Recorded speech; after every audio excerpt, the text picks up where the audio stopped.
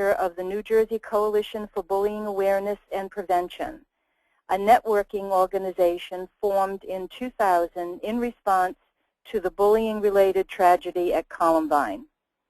The coalition brings together leaders of nonprofits and governmental agencies to further bullying-related projects, operates a hotline which has provided support and information about bullying to thousands of parents of bullied children, school staff, and the media, and manages a website, www.njbullying.org, which provides information about bullying and receives thousands of visits annually. Most recently, the coalition organized a higher education expert advisory group, which has begun issuing guidance documents for New Jersey school stakeholders. Dr. Green was appointed by Governor Corzine to the New Jersey Commission on Bullying in Schools in 2007 and chaired the commission, co-authoring its report, No Time to Lose, which was released in December 2009. The report became the basis for the New Jersey Anti-Bullying Bill of Rights, which is widely described as the strongest anti-bullying law in the U.S. Dr. Green is also Associate Director of Overlook Family Medicine Residency Program, a training program for family physicians at Overlook Medical Center in Summit, New Jersey. Dr. Green, welcome, and we are delighted to have you. Thanks very much, Martha, and also to Kelly and to everyone at NJCTS.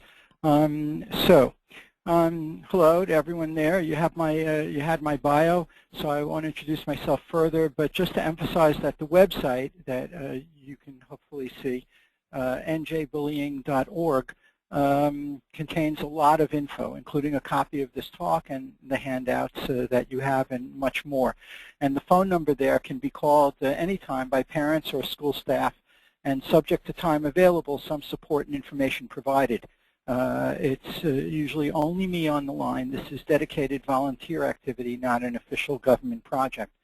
I'm going to apologize in advance for going through the material quickly and in an overly focused manner without humor or asides much, and there's simply no time in the 45 minutes we have to do more than go through the slides and highlight some aspects.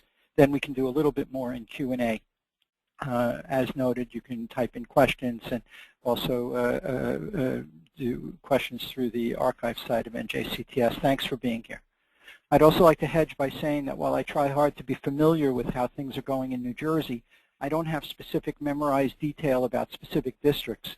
So please don't take my comments as critical of what schools are doing, and the talk is not designed to affirm the positive things that some schools and districts are doing. In essence, I'm providing a template for comparison, or a checklist, if you will. And the whole talk today is focused on prevention, not on the nature of bullying, except implicitly. So with all those hedges in place, let's proceed. 3 preliminary points before we begin. One is that bullying arises and takes place mainly in schools. It's what advocates refer to as the Willie Sutton rule. I guess one joke or line, which is he used to say he robbed banks because that's where the money is, and bullying takes place in schools because that's where the kids are with other kids. I've never gotten, and the second point is that bullying is almost always a pattern, not a single incident. I've never gotten a call in 12 years from a parent who said something bad happened yesterday and before that everything was great. Bad things have typically been going on for months and often years. And the third point is that bullying can be prevented for the most part by actions schools are perfectly capable of taking. And that's the focus of my talk. Okay. And this slide simply makes the point about the importance of school climate. This is data presented in Washington, D.C. in August, and not data from New Jersey, but has some relevance to New Jersey and every other state, whatever the specific percentages are here. And this is the situation we want to change and the fate we want to avoid. Engagement, which is the word used, is defined at the level of the individual student by the answer to when a student is asked in developmentally appropriate terms to name an adult, hopefully more than one, but we'll take one at least, who, quote, knows me as a person, unquote, meaning preferences, home situations, strengths and worries, and cares about me. And when a student can answer that question with one or more specific names, they have some engagement with the school to some extent. And when they can't, they don't. And this data, by the way, is from Texas, if we want to take some local comfort in that. This next slide is the second one about school climate, and again just makes the point that it's important. And what's so important about school climate and student engagement that derives from school climate is the wide impact seen on this slide. Almost everything we care about in students is there, including the fact that when we pay attention to school climate, we inevitably impact academics. Now on to the main point. So this is the intro to what to do. And you'll see Ulvaeus mentioned up there because he's the grandfather or founder of the field of understanding and addressing bullying. However, there are lots of pathways into this issue, I'm not endorsing any specific program. And in fact, buying and bringing in any program, Ulvaeus's or anyone else's, is typically insufficient and can even have some demotivating effects if staff believes the program is going to go away as soon as the funding ends, or if there are multiple separately bought non-integrated programs, one for every issue. And of course, if the program itself has significant gaps, as they almost all do, including Ulvaeus's. In fact, bought programs, anyone's, typically don't work well. And when such failed interventions are analyzed, it's always because there was insufficient buy-in by the staff, especially teachers. And often that lack of buy-in is for good reason. If programs are brought into a school by a leader, or there is a leader in place who has poor relations with staff or uses a fear-based or overly power-based leadership style, staff will dismiss the program typically because it comes from that person. Or their experience of the school is not positive, and that's one example. Another example is when there's insufficient training or education for the staff so that core elements of the program, in this case such as understanding bullying in a common way, is not there. Nonetheless, having said that, there are lots of good sources of information out there. The National School Climate Center, Jonathan Cohen's program, is right across the river in New York City, not adequately present in New Jersey and really ought to be. And Professor Maurice Elias, a national and international expert on school climate, is right here at Rutgers and a terrific resource.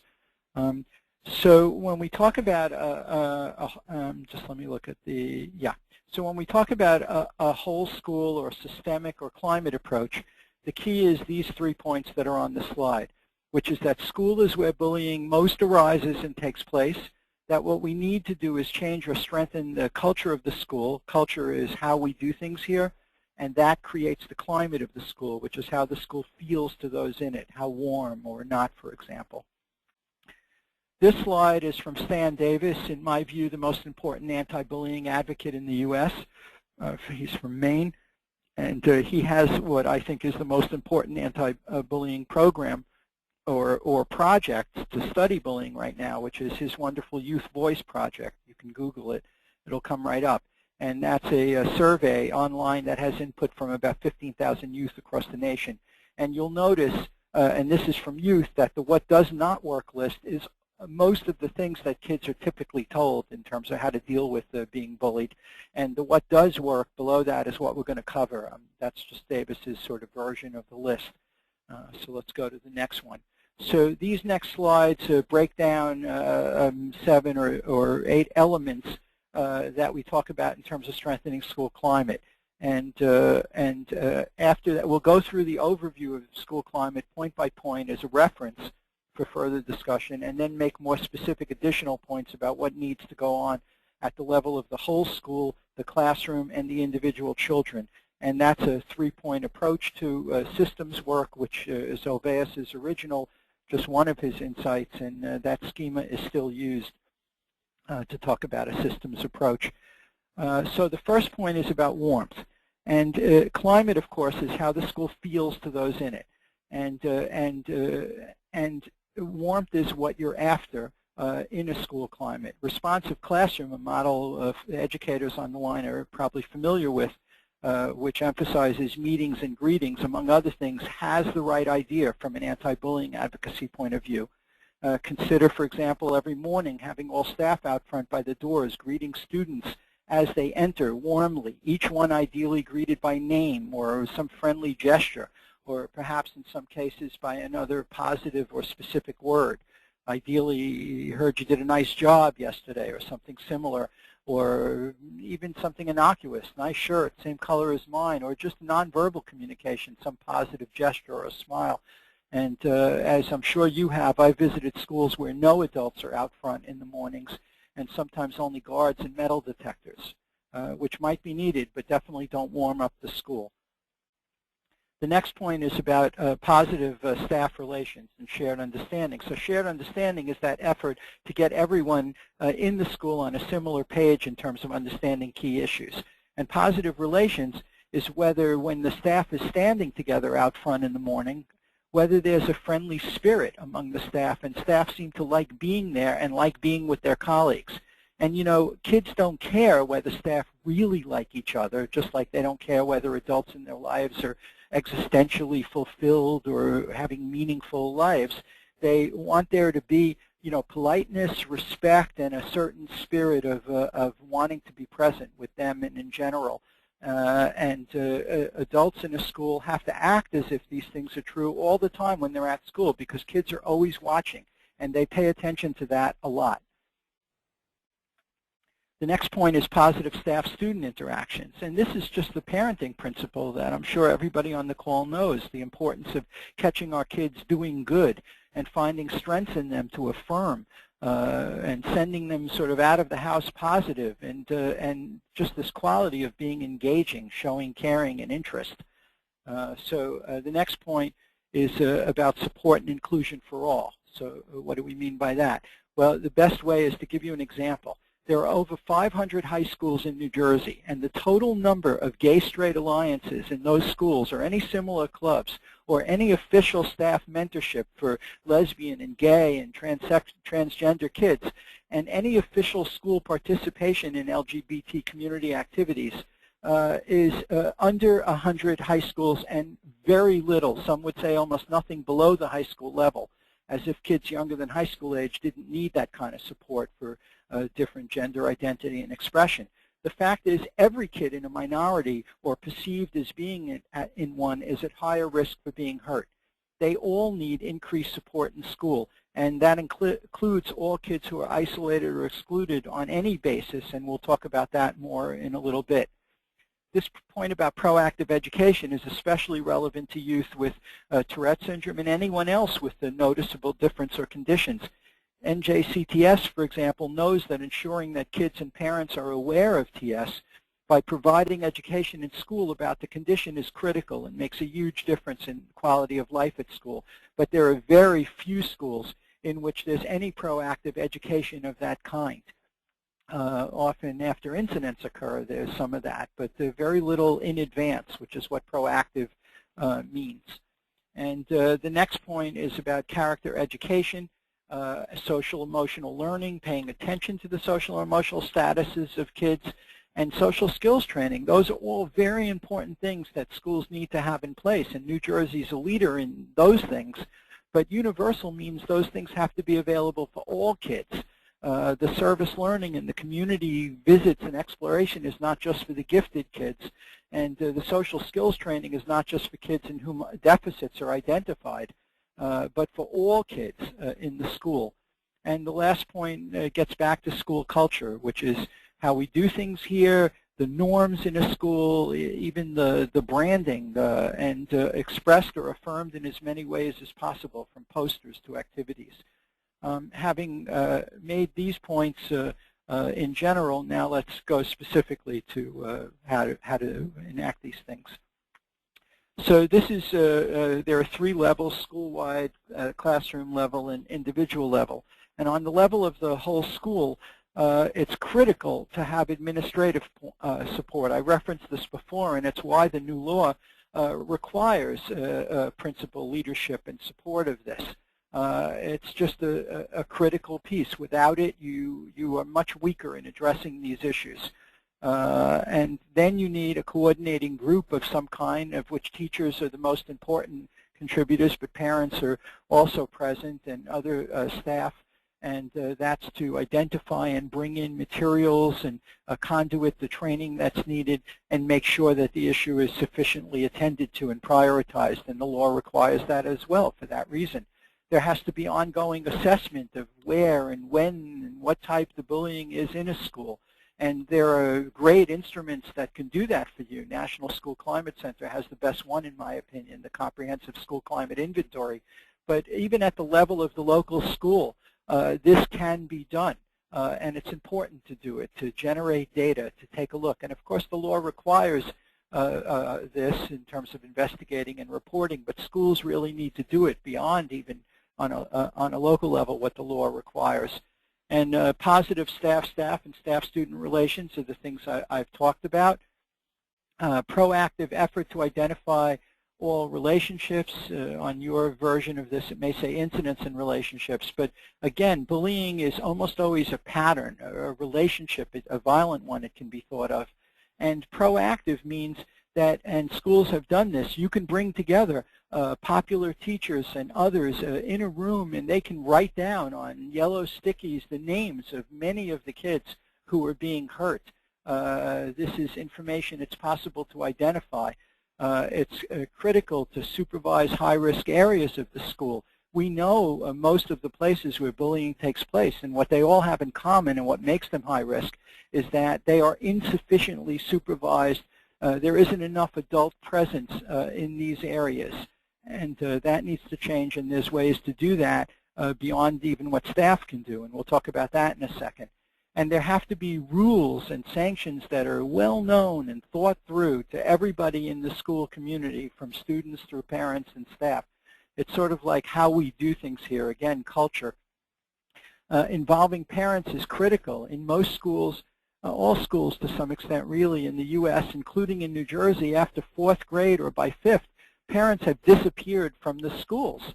And the reasons given they're not there are really not adequate or right or evidence-based. These notions involve parents not being available or wanting to be there, and it's just simply not true that in a 400-kid or 500-kid middle school there aren't enough parents who would be there if they felt welcome and invited and viewed with importance to flood the school with parents. And the other reasons often given are that kids don't want them there, and of course the response to that is we don't care about that. We have an important role for parents to play, and there are other reasons given as well. None of them are right. And by involving parents more robustly, you're able to do a lot of the things that you need to do to address this issue. There's no limit on how large a school safety or climate team can grow through parent involvement, for example. The work that needs to be done can be done, and it's almost impossible to adequately supervise all the high-risk settings without a high level of parent involvement. The parents will need training and some support, but they can do a great job on this issue. And the last point is about activating peer bystanders. Almost all bullying is witnessed. Other kids know it's going on. Most of the incidents are seen. There are kids present. And when peers express disdain for what's going on, don't support in any way what's going on, or best of all, actively intervene not to stop the violence as a police officer would, but to be very supportive of the child who's being hurt, most incidents stop, one study said, within 7 to 10 seconds. Now, addressing the pattern and getting that to stop is a deeper thing. The point there is that activating peer bystanders, turning them into what School Climate Center calls upstanders, should not be done unless the adults in the school really have things in hand in terms of their approach. And then you can involve children to do this, and they're glad to be involved. At the level of the classroom, you, again, need clear and consistent rules in the classroom about how we deal with these issues, including how we include and support kids that are avoided or excluded or et cetera. There have to be meetings in order to make this real on some regular basis, back to the responsive classroom model, which is a good one. Again, collaborative learning, to focus on that for a minute. 50 or 60 years of research. You can look under the name Elliot Aronson, A-R-O-N-S-O-N, one of the most important psychologists in the modern era.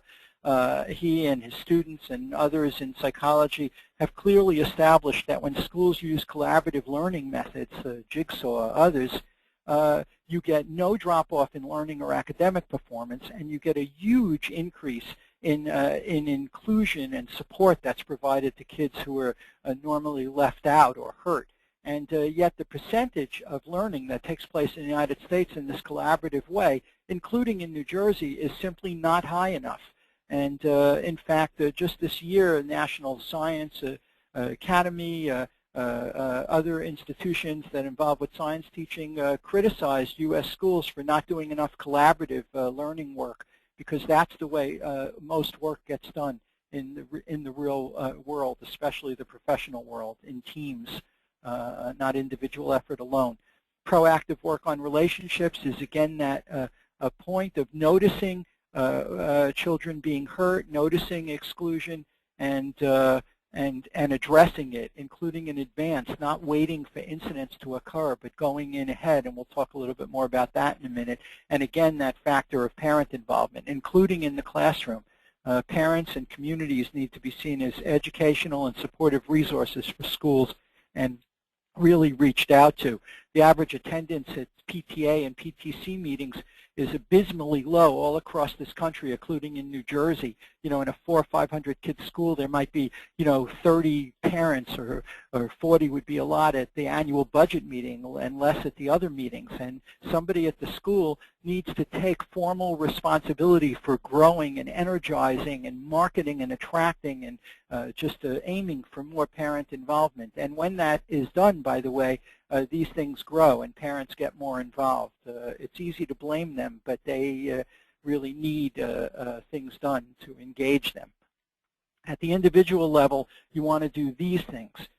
You really want to have, you don't want to wait for incidents. You want to take a look at vulnerabilities and at the quality of relationships between kids. When a child is hurt, you want to meet with each child that was hurt, and mainly what you want to do is apologize for this having happened on our watch in this school. You want to tell the child that your assumption is that the child was hurt through no fault of their own, not related to any characteristic they have.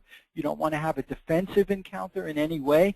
You really want to take responsibility for what happened, even if you're not finished figuring out exactly what went on, but you know a child was hurt, and that's critical to do. I would say that's the #1 complaint I've gotten from parents on our hotline for 12 years, this feeling that they're not sort of well supported when they go in to talk about these issues. The child who hurt another child, there has to be a meeting with them and a really an encouragement and insistence on some reflective activity for them to reflect on what was wrong with what they did and who got hurt and what they're going to do the next time they have that kind of problem where their own frustration boils over or they think it's okay to hurt somebody. Then you need consequences that are reasonable. So we'll talk in a minute about zero tolerance, which is a failed approach that completely doesn't work and does harm. But you need reasonable escalating consequences that have to be invariable. No matter who the child is or what their history is, if they hurt somebody else in the way that constitutes bullying intentionally, and that has to be consequenced. And then there has to be increased support for the child who got hurt, and after the incident is over, monitoring. This is a Davis piece of work again, in which he breaks down categories, because the point of all this is not to take away flexibility from teachers or staff, but Davis, in fact, has stopped using the word bullying in some places. His website's still called stopbullyingnow.com, but he stopped using the word bullying and shifting to hurtful behavior in a school at all levels and addressing that. And these are some of the sorts of categories he suggests. And again, you have this material on your copy of the slideshow, and we can talk more about it. But I just wanted to put that up there. It's useful. All the issues need to be addressed, not just ones that rise to the level of harassment, intimidation, and bullying. And then this is an overview slide before we get to the slide specific to parents and teachers. And it's just there as a sort of reminder of things we highlighted already, the importance of collaborative learning models, friendship circles. There has to be an attitude in a school, you know, sort of not on our watch is the new campaign slogan for the coalition. And not on our watch means in our place, on our watch. Kids don't get to just sit alone all the time and not have any friends or other kids who support them. And in fact, these things can be created for children who don't have these things. And this is the notion of the friendship circle, the idea of, it goes by other names as well, but it's the notion that when a popular engaged teacher or staff member reaches out to peers, peer leaders or others to support and include and invite and engage with a child who's isolated and left out, the fact is that children will do that and value what they've done and benefit from it. And the child who's befriended appreciates what's done and accepts it. You know, the fear that adults sometimes have if we're going to create these things, quote, artificially, unquote, then it'll just be, you know, sort of obvious in a negative way, and the kids who are befriended won't want it, and the kids who are asked to befriend them won't want to do it. And it's absolutely not true, and yet we underutilize these kinds of methods like crazy. By the same token, when a child is not engaged in school, and this can be determined, in fact, there's a database already in every school. Every school is capable of taking a look and identifying those children who are in a 0 to 1 category in terms of participating in school activities, belonging to school clubs, engaged with adults in school beyond the classroom. And those kids are at risk. And somebody at the school needs to have it as part of their job to get to know that child, to demonstrate caring toward that child, and to connect that child to school activities, including creatively, creating things that a child can do or be featured or highlighted in if they're not naturally connected. Again, the point about diverse clubs and activities. There has to be more of this. All the minority groups in particular need to be much more supported. Kids who are Muslim in all our schools are terribly at risk given the sort of toxic societal attitudes currently toward Muslim kids. And one solution for that at the level of the school is that the school needs to have specific activities that are very supportive and strongly supportive of and involved with those kids in their communities. And the same thing's true for every, you know, minority in a school. LGBT, a minority by race, by ethnicity, by being new, by lower socioeconomic status, by any minority characteristic, minority religious terms, etc. Proactive diversity education, again, this needs to be done in all of the classrooms. This means that all of the things that are in the core curriculum standards, Section 2, really need to be done in schools, and right now the folks who created those standards would say and do say that it's not done enough. This is material about tolerance, about the kind of stuff the Commission on Holocaust Education provides, about civil rights, about other issues throughout, integrated and featured and highlighted throughout the school. It's a values thing. Staff-student positive relations, again, staff-staff positive relations. And then these are some slides for parents and teachers. So in terms of what parents can do, I mean, mainly it has to do with getting things to be better in your children's school by involving yourself. But in terms of directly with children themselves, the better the relationship is and the communication is in an ongoing way, the easier it is to talk about and deal with these issues when a child is hurt or is hurting others. Parents should go to the website, njbullying.org, or to other websites recommended there, government websites, bullyinginfo.gov, Davis's website, stopbullyingnow.com, and really spend time there in informing. We need to inform ourselves well about these issues. The most important serious problem of the most common serious problem, the school-age child, We need to have high expectations for what schools can do, and the new law really is an expression of that. The law was created by parents and advocates to do just this. And we didn't talk about cyberbullying, but the owners of those social networking sites, the Facebooks and FormSprings and all the other social media sites, are making tons of money off the involvement of kids and the suffering of kids as well. We need to demand and expect as a society that these organizations will take seriously, for example, Facebook's age limitations and create meaningful ways to look at the communications that are occurring on these sites and kids who are being targeted in this way. And most importantly, ask children about this, about how children are treated. So there is that. When an adult is present and hears children speaking badly of another child, denigrating, etc., the adult really needs to speak up and express that discomfort and some empathy for the child who's being talked about in that way. When an adult doesn't do that, that's modeling, that's inadequate attention to bullying and in a backwards, implicit way, modeling support for that behavior. And again, parents have to expect and insist on being involved in the school and have a role they can play in the school and be there. And parents need to get together with other parents around these issues. But in many schools, we don't know what the exact percentage is, but there are schools in which we repeatedly find that there are no, for example, special education parent support groups.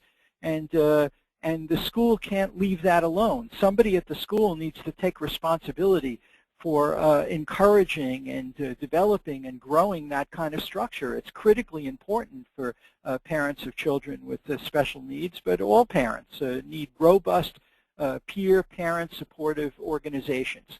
And mainly not ignoring bullying at all, not running in and stopping it necessarily, but at least heightening awareness of it, reporting it if it's on the grounds of a school, finding ways to support bullied kids, government support if a child experiences bias-based bullying, hurtful behavior that targets legally sanctioned protected characteristics, gender identity and expression, race, religion, special health and learning needs, in other words, disability status, so-called. Help is available through the Attorney General's office, the New Jersey Division on Civil Rights, and parents can turn to them. Not accepting leaders who bully, including coaches even when they win a lot, including the occasional teacher in a school who unfortunately uses too harsh an approach to the role or even humiliates or denigrates a student occasionally. It's incredibly corrosive and needs to be strongly addressed for that teacher's sake as well. They need feedback and help to change, but that has to be grappled with, that issue. I just posted on the website today an abstract of a new study that just came out about teacher bullying and teachers' perspectives on it. And most families cannot change schools. It's just not possible for them, or not easily possible for sure. But this is a very important issue. When a child is being hurt in this patterned way, it has profound hurtful implications for most children who are targeted, and it's really a very serious issue. And these are some slides about what teachers can do, and I'll just go through these for a few minutes. So certainly there ought to be what's called a bullying-aware classroom with posters and materials, but also meetings. Again, that effort within the classroom to identify these relationships that are hurtful. Studies that have been done which ask teachers how much of hurtful behavior that goes on in the classroom is noticed by them. Figures in those studies tend to be around 80%.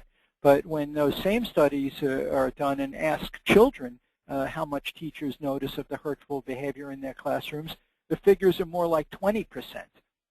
So making a real meaningful effort to identify the children who are excluded or hurt, et cetera, is really important. and actively scanning, considering bullying as a factor whenever there's any significant behavior change in children, et cetera. And the next points are the ones we've made before about just increasing support of children who are at risk in every possible way. This slide has in it, again, points we've talked about, identifying and engaging both adult and peer leaders who behave in a negative, harsh, or hurtful manner. Again, this relationship issue between the teachers and staff, who really, really have to act as if they like each other and want to be there. And same thing about positive interactions with students. I mean, in terms of special needs populations, you probably know the work by Rick Lavoie, who's such a great national advocate on these issues, who talks about the most important single thing we ever do as parents of children with special needs is send them out of the home in the morning in some way feeling good about themselves or their relationship with us. And this really is critical, and critical in school. Again, rules, sanctions, and everything thought through and well discussed and known to everybody in the school stakeholder community, collecting data on bullying. New Jersey does a terrible job, part of why the law was needed, and we hope to improve things, in collecting information about what's really happening in the schools, about climate and about bullying. And again, supervision of high-risk areas, including and teachers helping to do that in the hallways, in the classroom, and everywhere else. You know, one of those high-risk areas I didn't mention specifically is bathrooms, which are very perceived by students as not being safe places in general. And there's actually a movement now in educational architecture in which new schools that are being built, I know we're not getting that done a lot in New Jersey currently or anywhere, but when new schools are built, putting the entrance to the teacher's bathroom inside of the boys' bathroom and girls' bathroom, you know, locked, but still the entrance is there so that you have a regular flow of teachers going in and out of the bathrooms. It's not a new building, you're not going to do that, but putting a desk outside the bathrooms and staffing it really makes the bathroom safer for students, and it's an important issue. And the next slide has to do, we all have biases, we all do, and the way to cope with those biases is through self-awareness, and then as we become aware of those biases, who we like and tend not to like, really leaning over backwards and overcompensating by being protective and supportive and inclusive and do advocacy for the very populations that make us uncomfortable. Paying a lot of attention to improvement in small ways, including social and emotional improvement, again, and noticing children being good, not just rewarding the kids who are stars or have a great achievement, which we tend to do, emphasizing diversity and tolerance, and especially if there isn't a good match between the staff and students, if the staff has low diversity and there's a lot of particular minorities or diversity in the student body, then even more so we have to emphasize those qualities and increase our affirmation and support of those communities the students are from. Again, character education and SEL approaches, but universally, doing them for all students. Pulling aside kids who hurt other kids, especially in a group, and doing social skills training to increase their empathy is not going to address bullying. It's going to create what we sort of half-jokingly talk about as prison dynamics and bonding between those kids. And increasing empathy in kids who hurt other kids is not going to stop bullying by itself. Most kids are bullying not because they lack empathy. They actually are pretty good at understanding other kids and what's going to hurt them the most. And again, the culture and norms, how we do things here and not on our watch, are critical variables. Again, collaborative learning, curriculum integration is the point I made before. The English class does the 100 dresses. The math class helps develop surveys. This material is everywhere in the school. Parent involvement, and most importantly, this atmosphere of warmth and acceptance and support. And this slide is simply for any physicians or other professionals, in addition to educators who are on the call. And these are the things that need to be done in family physician offices, in pediatrics offices, in all offices. bullying is a major cause of increased symptoms in children and visits to the doctor, and especially GI or stomach problems, things like that. And bullying has to be considered as a factor and asked about specifically by such professionals and others. And you see all those points we've made already, which are as true for professionals as anyone else. Professionals are community leaders and really have to get involved in this issue because it's incredibly important, not just for children but for adults. And let's just make a point about what works and doesn't work.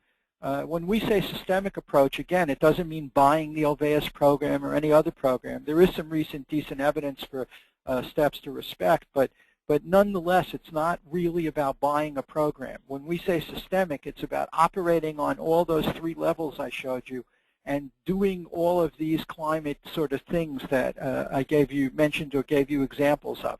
And when those elements are in place, especially homegrown with buy-in from staff, it reduces incidence and improves the social and emotional status of kids, especially the most isolated ones, with administrative commitment and support, with staff buy-in, and not the flavor, never the flavor of the month or flavor of the year, or we do it till the money we use to purchase the program runs out. Ongoing, always, never-ending, homegrown. And just a word about what doesn't work. Zero tolerance is the most famous thing that doesn't work, and you can look at the American Psychological Association Task Force report of a couple of years ago. When zero tolerance methods are in place, that's like where you take the kid, I forget if I mentioned this already, but I always use the example of the little kid who pointed his fingers like a gun at another kid and got suspended from school for weeks, if I recall. Those zero tolerance approaches, overly harsh remedies, immediate suspension and exclusion in every case, not nuanced, not developmentally appropriate, and so harsh that they're inequitably applied. In fact, when zero tolerance approaches are used in a school, it tends to be kids who aren't liked or minorities and populations of color who get those penalties the most. So zero tolerance is an admission of failure and lack of understanding of the issue and should not be used. The new law is not a zero tolerance law.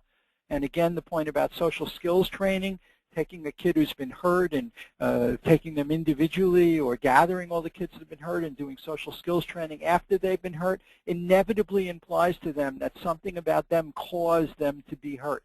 And we can talk more about that, but that's never true. Peer mediation and conflict resolution are wonderful things, but they're not for bullying. You don't do conflict resolution when somebody's been assaulted. And turning this common form of violence over to kids is not a good thing to do. Adults need to handle these issues and then can involve kids in an appropriate way. And one-shots, assemblies are meaningless if there isn't a real grasp of this issue by the adults in the school and an ongoing effort. So anyway, this is where Olveus has ended up, our moral obligation to help bully children. And this is a slide about resources, which I'll leave up there. Anyway, again, I apologize for the rush. That's been 45 minutes. And we can take some questions now if there are any, or let me know. There are. Thank you very much. Sure. And you did good. You were like right on the button. Okay, fine. It's very difficult. Yeah, go ahead. I do have a question. You referred to something called jigsaw in one of your comments. What is that? I'm not familiar. It's just a word. It's a term that's used. Most educators are familiar with this through their teacher, pre-professional, and other training. It's that thing where, what's the example we always use? Davis uses it too. The class is doing an assignment on some famous person's life, and you divide the class into 4 or 5 groups of whatever number, small groups, and each of the groups is working on the assignment. And one kid in each of the groups is like the expert on, the famous person's art collection or taste in music. And you pull those kids out, the music kids, to meet together and strengthen themselves on the issue. And then each of them goes back to their group. And you do that with all the kids, pulling them out and putting them back. And research has clearly shown that when any collaborative learning models are used, Jigsaw or any other collaborative learning model, you get a huge uptick in inclusion and support for excluded kids. You get an improvement in relationships and no drop-off in academic performance or learning. So that's what Jigsaw is. Okay, thank you. Mm-hmm. Let me just come to a question here that I think is kind of universal. Sure. In a public school setting, do things like instituting a dress code or wearing uniforms or something along those lines appear to make any difference in the nature or frequency of bullying?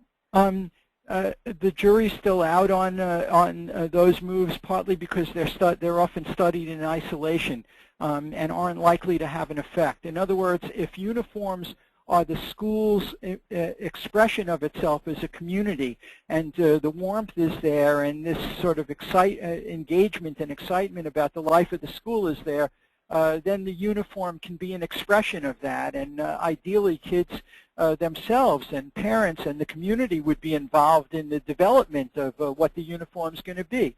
But when it's perceived as the imposing of a sort of almost like a military style, we're all going to be in uniform and it represents nothing more than an attempted order, it's not going to work, especially in terms of addressing these kinds of issues.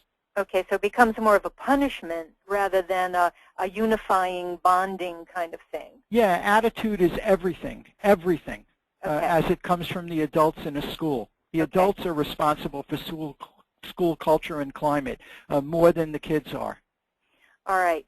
How often do you see instances where a girl is the aggressor towards a boy? That's been increasing significantly by many different kinds of reports over the last 20 years or if not more, so that you have a significant increase in girls using physical violence against boys as well as other girls, and certainly there's a good amount of girl aggression, as Weissman and Simmons and others have pointed out. The issue there is that girls do more than boys tend to use what's called relational aggression methods, which is targeting and manipulating relationships for negative impact. She's too good for him, he's too good for her, let's break them up, isolation, not inviting. One of the myths is that only girls do that. Boys do a ton of that as well. But girls tend to use that much more, and boys mix in more physical violence more. Also, boys hurt girls more often than girls hurt girls, if you think about sexual harassment and assault and those things, which are also often bullying. So boys are the majority perpetrators for these acts, but there's a lot of it in girls as well, including toward boys. Okay. Would you touch a little bit more on parents? The question has to do with parents who seem to encourage bullying by their behavior at sports events. Yeah. Some parents yell terrible things at the coach or even their own child. Yeah. It's absolutely true. However, what we have to be careful about is for all the years until Oveus began his work about 40 years ago, everything we thought we knew about bullying, and we didn't think about it much at all and just accepted it, was wrong. And one of the main myths we had was that bullying primarily comes from bad families and bad communities and sort of bad kids. And the fact is that that's a myth. Most bullying arises in schools.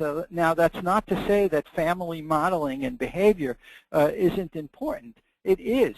But the miracle of children and youth, it's just a wonderful thing about the ability of children to fragment their experiences, either as a protective mechanism, for example, in cases of child abuse, or as just a functional aspect of being a child. The point I'm making is that a child can come from a home where the parents model aggression and bullying behavior, and that child is still capable of walking through the doors of a school where the culture and the climate is wonderful and supportive, and most of those children will not act that way, the way their parent did. Now, it's true that at the tail ends of the curve, there are children with conduct disorder, sociopathy. This is a minority, a small minority of all kids. And they will tend to engage in aggression despite the culture and climate of the school or even as a reaction to it. But this is not most bullying. Most bullying is done by kids who do not have any significant identifiable individual or family psychopathology. They are bullying because of the culture and climate of the school and their perception of what the norms are, and as well as the functional benefits of bullying. You know, take lunch money and it gets you money. Have somebody stand on line for you and it gets you the tickets to whatever you want. Yeah. So it's a little bit like the squeaky wheel, like self-gratification almost. I mean, if you, if you do these things, you get to come out on top. It's a power behavior, and in fact, as we know from recent studies, children at the top of the so-called food chain, kids with the highest social status in their respective schools, you often use bullying behavior toward those right below them in order to keep the competition down. Again, it has to do with the values, the norms, the culture, the climate of the school, the modeling by adults, especially in school. It's a frustrating thing for educators to hear, I think, this notion that we can't just blame parents for what's happening in a way. Not that I'm saying educators want to do that, but it's frustrating to confront the reality that most bullying arises in schools and is a function of the characteristics of the school and the adults in it, more than it's a characteristic of the communities or families or cultures that kids are in outside the school. And that's just the reality of it. Okay, thanks. Could you reaffirm the importance of not presenting information about bullying and its effects with correlations to suicide in child-centered presentations? Yeah, well, this is the whole issue, of course, of contagion. And fortunately, suicide is not a common event, that's very important to emphasize. I mean, suicide is not common. And also, whenever a suicide occurs, of course, it's always multifactorial. So it's a little bit simplistic in a sense to just link the suicide to bullying. On the other hand, it's very important to say that there is in suicides of children, too many of them, a direct link, by history at least, to that child having been isolated, excluded, repeatedly hurt, not adequately supported by the adults in their life, including in school. And if you look specifically at certain populations, especially in the LGBT community of kids, there's a very clear direct association between how children are supported and engaged and protected in schools, harsh treatment by peers and adults often, at least inadequate support and sometimes direct harm, including occasionally by staff, hard as it is to say. And there is a link between that and suicide in those populations. It's not as hard a link in terms of causation as we might want to see in the evidence, but the association is clearly there, nonetheless, when this issue is presented to children, there's no reason to go there. I mean, really, presentations to children are not that needed. What's needed by advocates and others are presentations to adults. When I give talks to adults. I don't give talks to children. This is an issue that adults need to handle in the way we manage our institutions, including our schools, and in the way we behave ourselves, including with each other and with children. Thank you. We have a kind of a follow-up question to that suicide point. What is the best way to handle the issue with the rest of the student population? Well, I mean, New Jersey has a very strong community of professionals who specifically address suicide issues and death issues generally in schools. The Traumatic Loss Coalition and the wonderful folks who do work with that, great, professionals. So getting advice and support of those professionals is key. But you're saying what's the best way to sort of talk to the other kids in a school in which a child has died by suicide? I would say that's the the intent of the question, yes.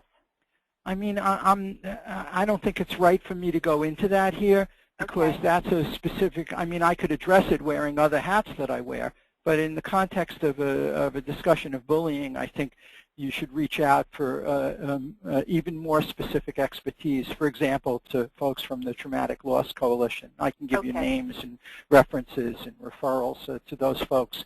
All right. Who'd be glad to address it. Okay, thank you. Let's switch the subject a little bit, and what has research shown as an effective alternative for out-of-school suspension? An effective alternative to out-of-school suspension? For bullying. You know, I mean, you know, suspension and expulsion need to be in the toolkit, but down the road in almost all cases. What needs to happen is schools need to think through and develop rubrics, essentially, for reasonable consequences. And it's similar to parenting. Consequences need to have to do with things like withdrawal of privileges combined with encouragement and structure for reflection. So, you know, these are, you know, if you pick up Davis's book, Schools Where Everyone Belongs, or you look at material on our website and others, you'll find discussion of these issues.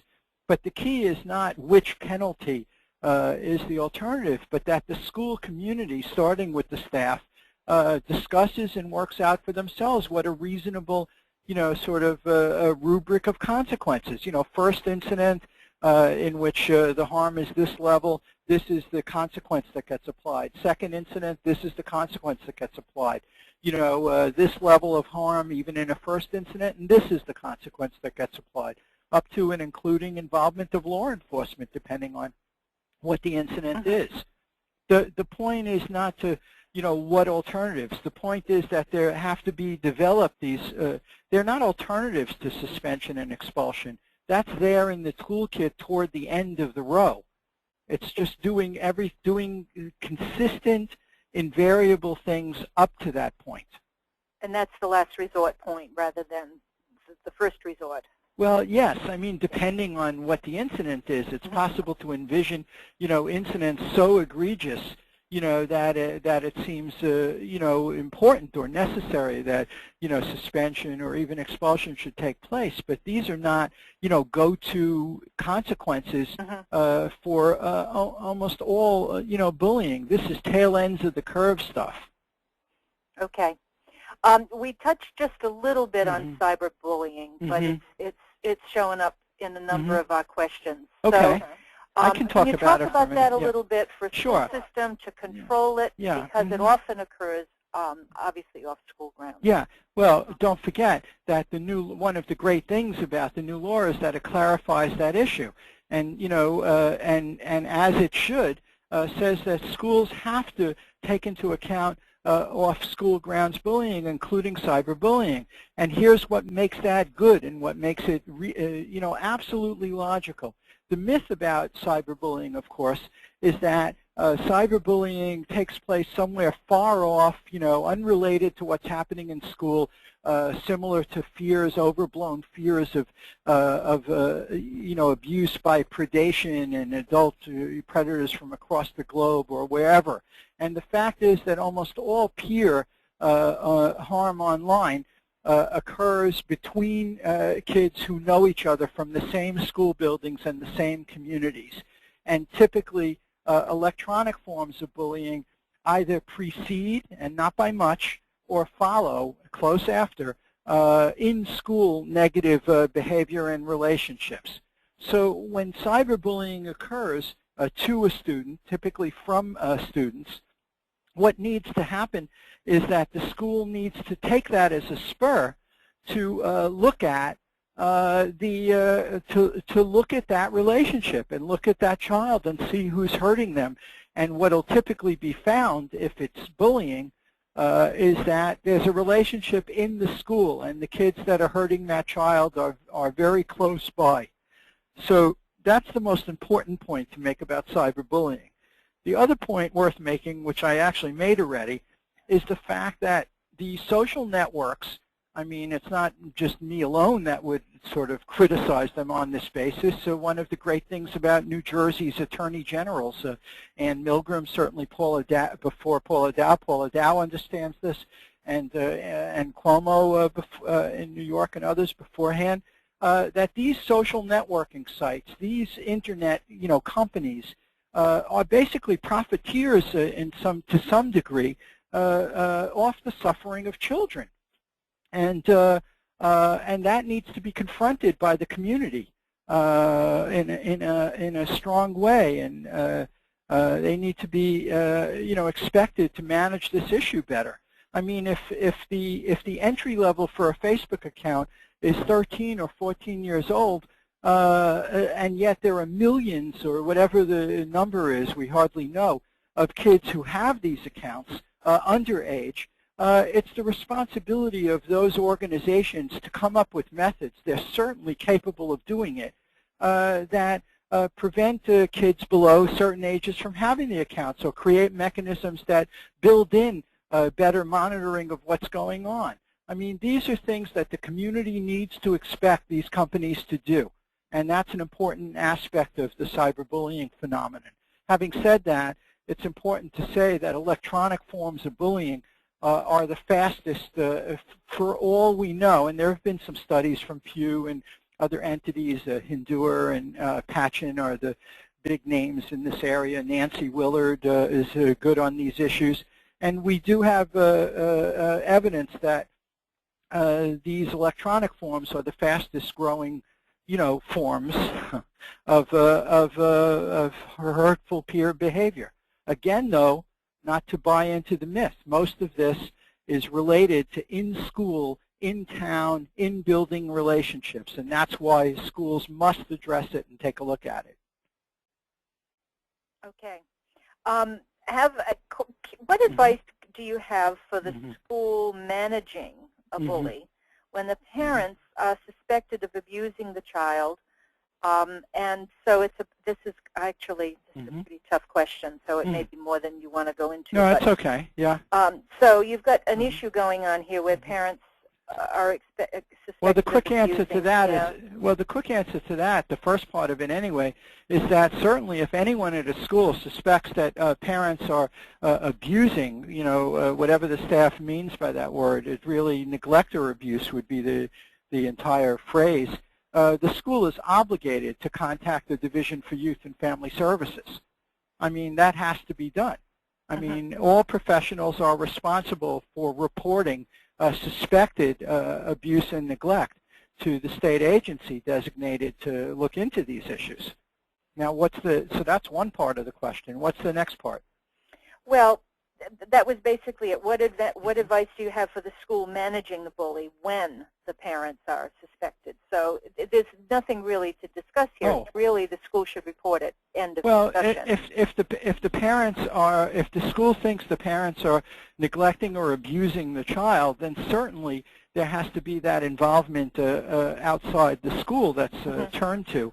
But the fact is, again, it's sort of like a trick question, not yours, but the fact is that whatever it is that's going on in the home, and this is not to say that what goes on in the home is unimportant. We have recent research, for example, on what's called sibling bullying, harsh treatment of younger kids by older kids, brothers or sisters in a home, and partly because of misguided ideas that counseled parents for decades to leave their kids alone, to work out their problems always by themselves. There is some harm done to siblings in a home. And certainly you can have very bad adult modeling in the home of aggression.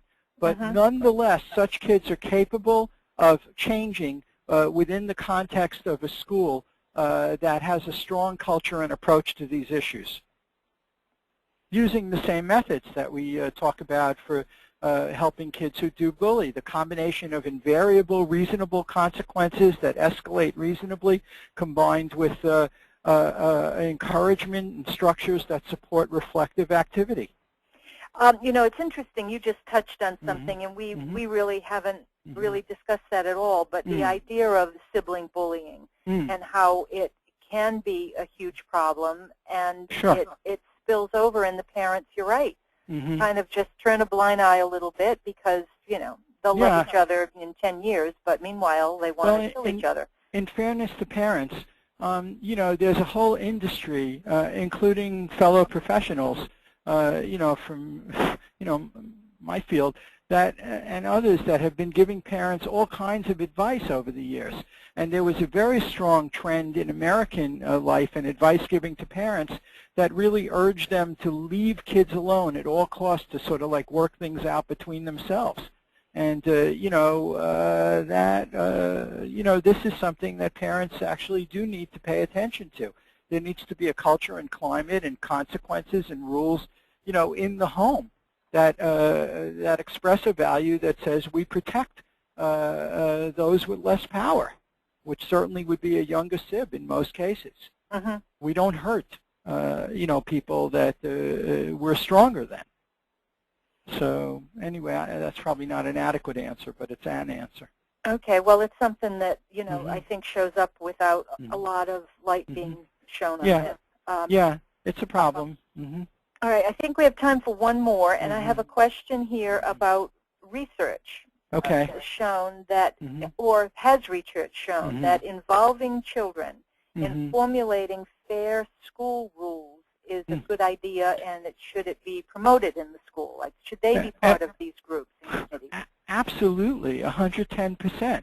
I mean, that person who's asking that question, I assume it's such a sophisticated question, I assume they know the answer. I mean, the answer is absolutely yes. That's an ideal involvement for children in a school to help develop the rules and principles and approaches and consequences and everything else.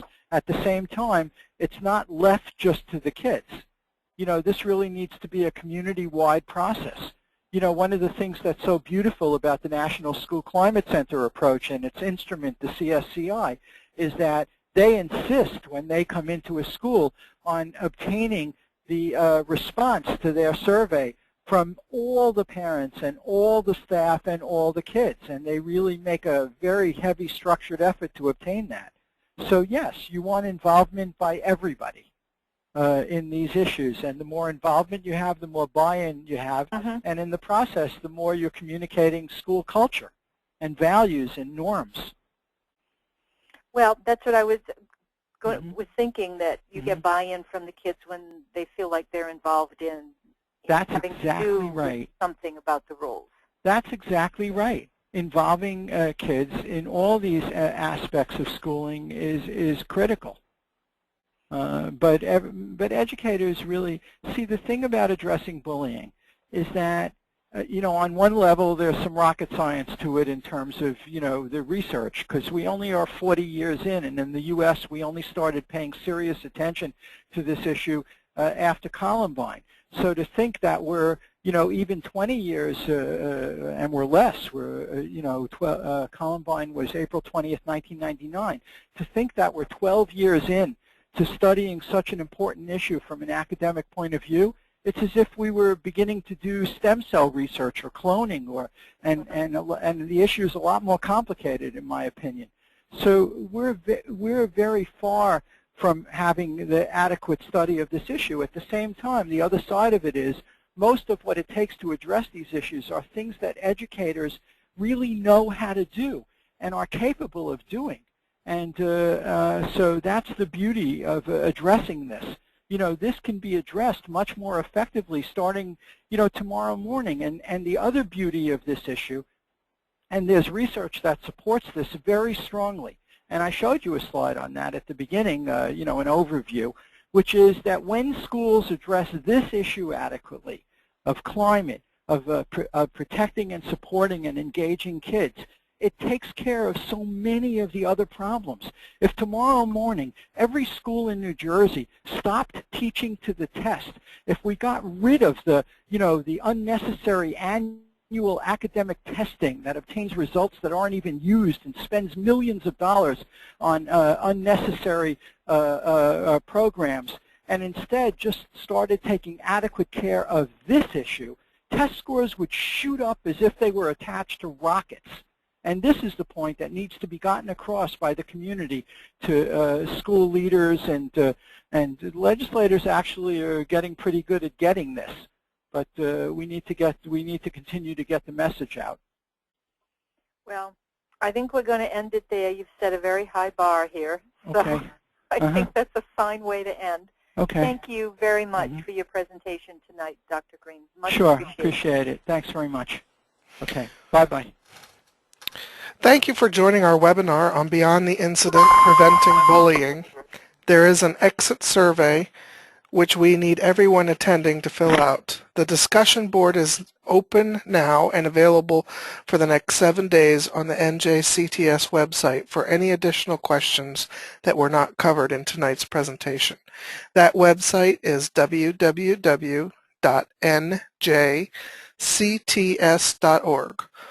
Also, an archived recording of tonight's webinar will be posted to the site. Our next presentation on hoarding will be presented by Dr. Martin Franklin on December 7th, 2011. This ends tonight's webinar. Thank you, Dr. Green, for your presentation, and thank you, everyone, for attending.